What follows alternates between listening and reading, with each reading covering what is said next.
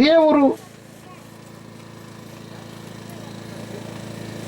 4 ಕೈಗಳು ಉಳ್ಳ ವ್ಯಕ್ತಿ ಆಗಿರ್ಬೋದು, 6 ಕೈಗಳು ಉಳ್ಳ ವ್ಯಕ್ತಿ ಆಗಿರ್ಬೋದು, ಬಹಳ ಎತ್ತರದ ವ್ಯಕ್ತಿ ಆಗಿರ್ಬೋದು ಅಂತ ತಿಳ್ಕೊಂಡು ಭಾವನೆ ಮಾಡಿಕೊಂಡು ಒಬ್ಬೊಬ್ಬರು ಒಂದೊಂದು ರೂಪವನ್ನು ಮಾಡಿಕೊಂಡು ಭೂಲೋಕದಲ್ಲಿ ಮನುಷ್ಯನು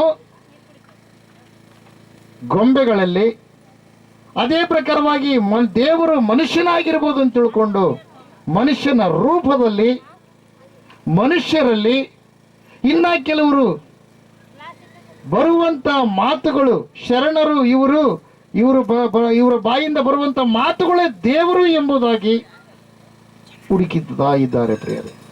ಇನ್ನು ಕೆಲವರು ಬಣ್ಣಗಳಲ್ಲಿ ದೇವರನ್ನ ಹುಡುಕಿದ್ದಾರೆ, ಇನ್ನು ಕೆಲವರು ಗಿಡಗಳನ್ನ ದೇವರಿಗೆ ಹೋಲಿಕೆ ಮಾಡಿ ಹುಡುಕ್ತಾ ಇದ್ದಾರೆ, ಇನ್ನು ಕೆಲವರು ಪಶುಗಳನ್ನ ದೇವರಿಗೆ ಹೋಲಿಕೆ ಮಾಡಿ ಹುಡುಕ್ತಾ ಇದ್ದಾರೆ ಪ್ರಿಯರೇ. ಇನ್ನು ಕೆಲವರು ಬಾಲ ಮಕ್ಕಳನ್ನ ದೇವರಿಗೆ ಹೋಲಿಕೆ ಮಾಡಿ ಹುಡುಕ್ತಾ ಇದ್ದಾರೆ ಪ್ರಿಯರೇ. ಇದೆಲ್ಲವೂ ಹುಡುಕಿ ಕಡೆಗೆ ಸಮಾಧಾನ ಸಿಗಲಾರದಂತ ಒಂದು ಸ್ಥಿತಿ ಆದಾಗ ಒಂದೊಂದು ಗುಂಪು ಒಂದೊಂದು ವಸ್ತುವನ್ನ ಒಂದೊಂದು ಕೇಂದ್ರ ಬಿಂದುವಾಗಿ ಇಟ್ಟುಕೊಂಡು ಆರಾಧನೆ ಮಾಡ್ತಾ ಇದ್ದಾರೆ ಭೂಲೋಕದಲ್ಲಿ.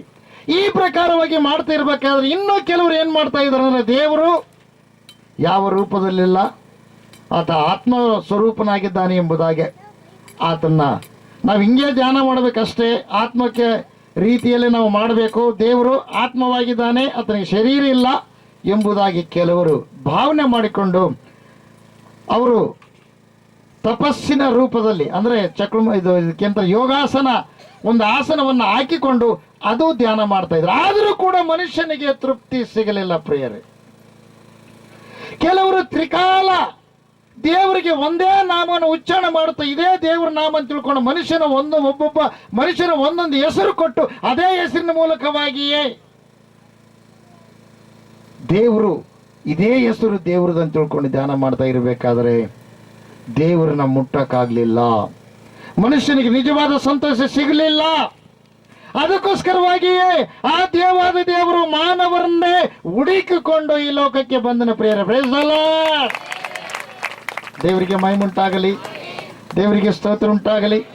ಆ ಹುಡುಕಿಕೊಂಡು ಬಂದಿರುವಂತ ದೇವರು ಮನುಷ್ಯನಿಗೆ ಸಮಾಧಾನವಿಲ್ಲದ ಇರುವಂತ ಸ್ಥಿತಿಯಲ್ಲಿ ಇರುವಾಗ ಸಮಾಧಾನವನ್ನು ಕೊಡುವುದಕ್ಕಾಗಿ ಆತನು ಇಳಿದು ಬಂದ ಪ್ರಿಯರೇ. ಕೆಲವರು ಸಂತೋಷ ಸಿಗುತ್ತೆ ಅಂತ ತಿಳ್ಕೊಂಡು ಒಂದೊಂದು ವಸ್ತುವಿನಲ್ಲಿ ಸಂತೋಷ ಪಟ್ಟರು, ಆರಾಧನೆಯಲ್ಲಿ, ಆಚಾರದಲ್ಲಿ ಮತ್ತು ಪೂಜೆಯಲ್ಲಿ ಸಂತೋಷ ಪಟ್ಟರು ಪ್ರಿಯರೇ. ಅದು ಸ್ವಲ್ಪ ಹೊತ್ತು ಮಾತ್ರ, ಆಮೇಲೆ ಆ ಸಂತೋಷ ಕಡಿಮೆ ಆಗಿಬಿಡುತ್ತೆ. ಸ್ವಲ್ಪ ಹೊತ್ತು ಮಾತ್ರ ಸಂತೋಷ. ಒಳ್ಳೆ ಊಟ ಮಾಡಿ 4 ಮಂದಿಗೆ ಉಣಿಸೋದ್ರಲ್ಲಿ ಸಂತೋಷ ಪಟ್ಟರು ಪ್ರಿಯರೇ. ಅದು ಅವಾಗಿನ ಪೂರ್ತಿ ಇತ್ತು. ಆಮೇಲೆ ಸಾಯಂಕಾಲದಾಗ ಆ ಲೆಕ್ಕ ಮಾಡಿದ್ವಲ್ಲ, ಅಬ್ಬಬ್ಬ ಭಾಳ ವೆಚ್ಚಾಗಿ ಬಿಡುತ್ತಪ್ಪ, ಇನ್ಮೇಲೆ ನಾವು ಭಾಳ ಕರಿಬಾರ್ದು ಮಂದಿನ, ಸ್ವಲ್ಪ ನಮ್ಮಟ್ಟಿಗೆ ನಾವು ಬಂಧು ವರ್ಗದವ್ರನ್ನ ನೋಡ್ಕೊಂಡು ಹೋಗ್ಬಿಡ್ಬೇಕು ಅಂದ್ರೆ ಏನು, ಸ್ವಲ್ಪ ಹೊತ್ತು ಸಂತೋಷ, ಆಮೇಲೆ ಶಾಶ್ವತವಾದ ಸಂತೋಷ ಸಿಗಲಿಲ್ಲ.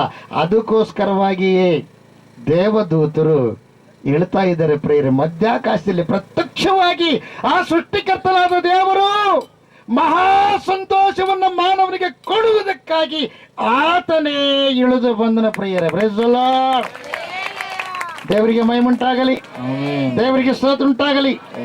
ದುಃಖದಲ್ಲಿ ಇರಲಿ, ವ್ಯಾಧಿಯಲ್ಲಿರಲಿ, ಬಾಧೆಯಲ್ಲಿರಲಿ, ಕೊರತೆಯಲ್ಲಿರಲಿ ಅಥವಾ ಯಾವುದೇ ಒಂದು ಸಮಯದಲ್ಲಿರಲಿ ಪ್ರಿಯರೇ, ನಿತ್ಯವೂ ಸಂತೋಷವಾಗಿರತಕ್ಕಂತ ಒಂದು ಸ್ಥಿತಿ ಏರ್ಪಾಟಾಗಬೇಕಾದ್ರೆ ನಿಜವಾದ ಸಂತೋಷವುಳ್ಳ ಆ ಭಗವಂತನ ಸ್ಮರಣೆ ಮಾಡಬೇಕು, ಆ ಭಗವಂತನ ನೀನು ಸ್ವೀಕಾರ ಮಾಡಬೇಕು, ಆ ಭಗವಂತನ ಇಟ್ಟುಕೊಂಡು ನೀನು ನಡಿಬೇಕು. Praise the Lord.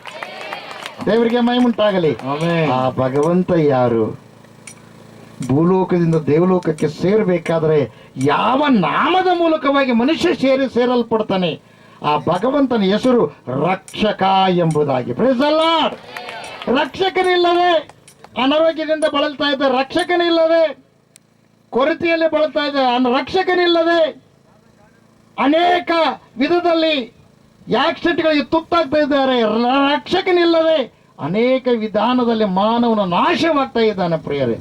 ಆ ರಕ್ಷಕ ಯಾರು ಆ ರಕ್ಷಕನ ಸ್ವೀಕಾರ ಮಾಡ್ತಾರೋ ಆ ರಕ್ಷಕನಿಂದ ಸಂಪೂರ್ಣ ಸಂತೋಷ ಹೊಂದಲು ಸಾಧ್ಯ. Praise the Lord. ರಕ್ಷಕ ಅಂದ್ರೆ ಯಾರು? ಯೇಸು. ಹಲ್ಲೆಲೂಯ. ಯೇಸು ಎಂಬ ನಾಮ ರಕ್ಷಕ. Praise the Lord. ದೇವರಿಗೆ ಮಹಿಮೆ ಉಂಟಾಗಲಿ, ದೇವರಿಗೆ ಸ್ತೋತ್ರ ಉಂಟಾಗಲಿ. ಆಮೆನ್. ಭೂಲೋಕದಲ್ಲಿ ನೀತಿವಂತನಾಗಿರುವಂತವರು ಒಬ್ಬರೇ, ಅವರೇ ಯಾರು? ಯೇಸು. ಎಲ್ಲ ಗಟ್ಟಿ ಚೌಷಣ. ಎಲ್ಲ ಧರ್ಮಗಳಲ್ಲಿ ಆತನ ನಾಮಧೇಯ ಸ್ಪಷ್ಟವಾಗಿ ಹೊರಗೆ ಬೀಳುವಂತ ಆತನ ಬರುವಿಕೆ ವಿಷಯವನ್ನ ಆತನು ಬರುವುದಕ್ಕಿಂತ, ಈ ಲೋಕಕ್ಕೆ ಬರೋದಕ್ಕಿಂತ ಮುಂಚೆಯೇ ದೇವಲೋಕದಲ್ಲಿದ್ದಾಗಲೇ ಗ್ರಂಥಸ್ಥ ಮಾಡಿದ್ದಾರೆ ಪ್ರಿಯರೇ, ಬರೆದಿಟ್ಟಿದ್ದಾರೆ ಪ್ರಿಯರೇ. Praise the Lord. ಆ ದೇವರೇ ಯಾರು? ಯೇಸು ಕ್ರಿಸ್ತು ಮಹಾಪ್ರಭುಗಳು. ಜನ್ಮ ಪಾಪ ಕರ್ಮ ಪಾಪ ಇಲ್ಲದ ದೇವರು, ಮರಣವನ್ನು ಜಯಿಸಿದ ದೇವರು, ನರಮನುಷ್ಯನಾಗಿ ಲೋಕಕ್ಕೆ ಬಂದಿರುವಂತ ದೇವರು, ನರರ ಕಷ್ಟ ದುಃಖ ನೋವು ಬಾಧೆ ಚಿಂತೆ ಎಲ್ಲವನ್ನು ನೋಡಿ ಪರಿಹಾರ ಮಾಡಿದ ಪ್ರತ್ಯಕ್ಷ ದೇವರು. Praise the Lord. ಭೂಮಿ ಎಲ್ಲರನ್ನ ನುಂಗಿತು, ಎಲ್ಲ ಶರಣರನ್ನ ನುಂಗಿತು, ದೇವರುಗಳನ್ನವ್ರನ್ನ ನುಂಗಿತು. ಆದರೆ ಆ ದೇವಲೋಕದಿಂದ ಭೂಲೋಕಕ್ಕೆ ನರಾವತಾರಿಯಾಗಿ ಬಂದಿರುವ ಯೇಸು ಕ್ರಿಸ್ತು ಮಹಾಪ್ರಭುಗಳನ್ನು ಮಾತ್ರ ನುಂಗಕ್ಕಾಗ್ಲಿಲ್ಲ. ಮರಣವನ್ನು ಗೆದ್ದು ಎದ್ದು ಬಂದಿರುವ ದೇವರ. Price the lord. ಬದುಕಿರುವ ದೇವರು, ಬದುಕಿರುವವರು ಕಷ್ಟ ದುಃಖ ನೋವು ನೋಡ್ತಾರೆ. ಅದನ್ನು ತಿಳಿಸುವುದಕ್ಕಾಗಿ ಪ್ರತ್ಯಕ್ಷವಾಗಿ ದೇವರೇ, ಪರಿಶುದ್ಧಾತ್ಮ ದೇವರೇ ಇಲ್ಲಿ ಪ್ರವೇಶ ಮಾಡಿದ್ದಾರೆ. ಈಗ ಎಲ್ಲರೂ